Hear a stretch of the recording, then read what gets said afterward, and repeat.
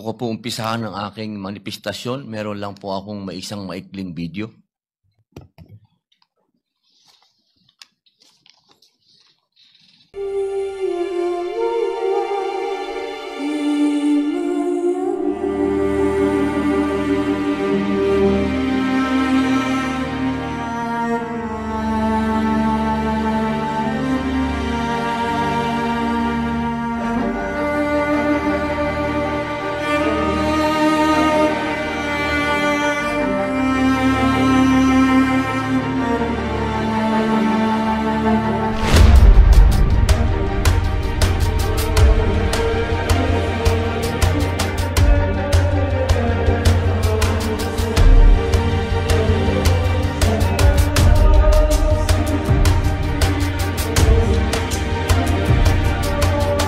Seen him, and he's okay, but he's so thin, skin and bones.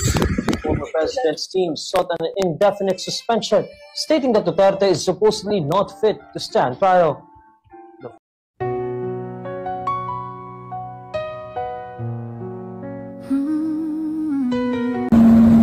This will be a long legal proceedings. I say to you, I will continue to serve my country at so be it. Kung gano'n na,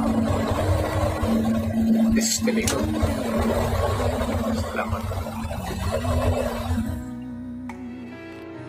Sino pa ang nagmalasakit? Siya ngayon'y pinapahirap.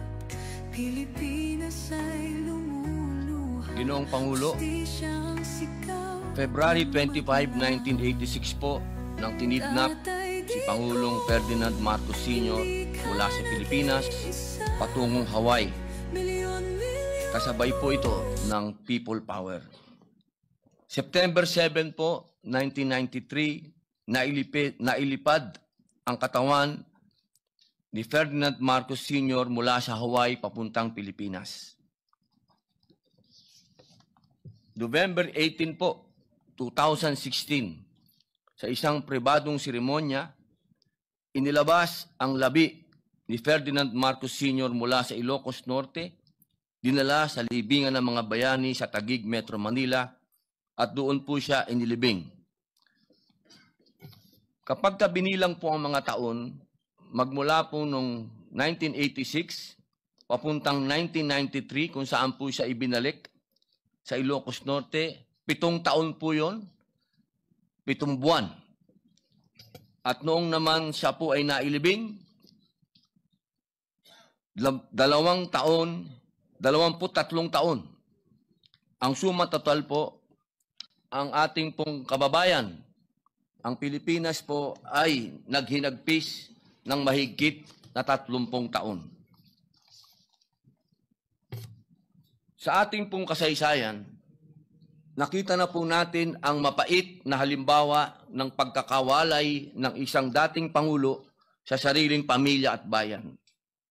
Si Ferdinand Marcos Sr. ay dinala sa Hawaii noong 1986, kung saan siya po ay pumanaw noong ika-28 ng Setyembre 1989. Makalipas ng 4 na taon, ay doon pa lamang naibalik ang kanyang mga labi sa Pilipinas at mahigit 2 dekada po ang lumipas bago siya tuluyang nailibing sa kanyang huling hantungan.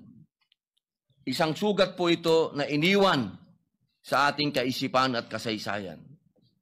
Ngayon po, mga mahal kong kasama, nasa atin po ang pagkakataon. Ang ika-20 Kongreso ay may kapangyarihan at pananagutan na putulin ang ganitong siklo. Hindi natin dapat hayaan na muling maulit ang kasaysayan kung saan ang isang naging Pangulo ng Pilipinas ay mawawalay sa kanyang bayan sa huling yugto ng kanyang buhay. Ginoong Pangulo, ang pagbabalik po kay dating Pangulong Duterte ay hindi maituturing na isang simpleng usapin. Siya ay nagsilbi bilang ika-16 na Pangulo ng Republika na halal ng mahigit ng 16 na milyong Pilipino at nagdala ng mga patakarang nagmarka hindi lamang sa ating politika, kundi sa mismong pang-araw-araw na buhay ng ating mga kababayan. Maaari po, magkakaiba tayo ng pananaw tungkol sa kanyang mga pulisiya, lalo na po sa kanyang kampanya laban sa illegal na droga at sa kanyang estilo ng pamamahala. He ruled with an iron fist, ika nga. Ngunit, hindi matatawaran ng katotohanan siya ay naging halal na pangulo, pinili ng taong bayan, at nanungkulan ayon sa ating konstitusyon.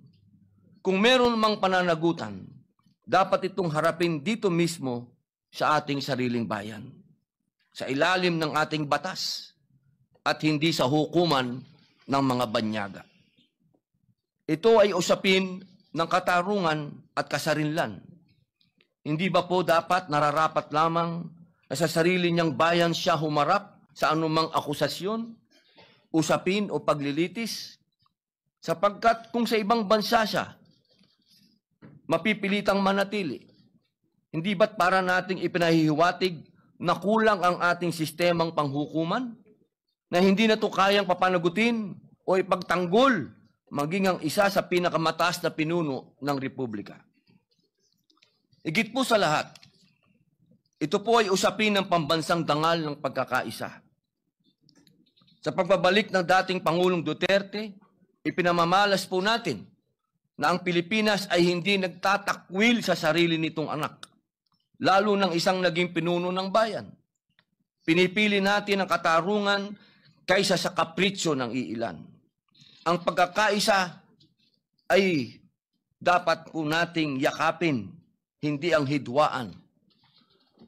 Huwag nating kalimutan ang matinding sigalot na pinagdaanan ng isang pamilya upang maiuwi ang kanilang ama. Ang mga kapaitan ng nakaraan ay sapat na pong aral. Tungkulin nating piliin ang pagkakasundo at paggalang sa halip na muling balikan ang isang masaklap na karanasan. Kaya't nananawagan po ako sa ating kagalang-galang na kasamahan, bigyan natin ng agarang aksyon ang resolusyong ito. Senate Resolution number 18. Ipakita po natin na ang Kongresong handang magpatunay na tayo ay magbubukas ng bagong landas tungo sa mas nagkakaisang kinabukasan.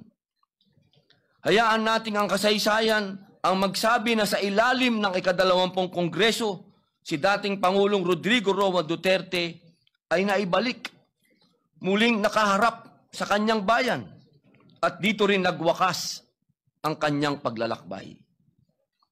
Mga mahal kong kasama, ito po ang pagkakataon na wag nating palagpasin. Na tayo po dito sa bulwagang ito ang naging susi upang magkaroon ng pagkakaisa sa bayan natin. Tayo po ang magsilbi. Sa atin nag-umpisa ang tunay na reconciliation. Dito po sa lugar na ito. Yun lamang po, Ginoong Pangulo.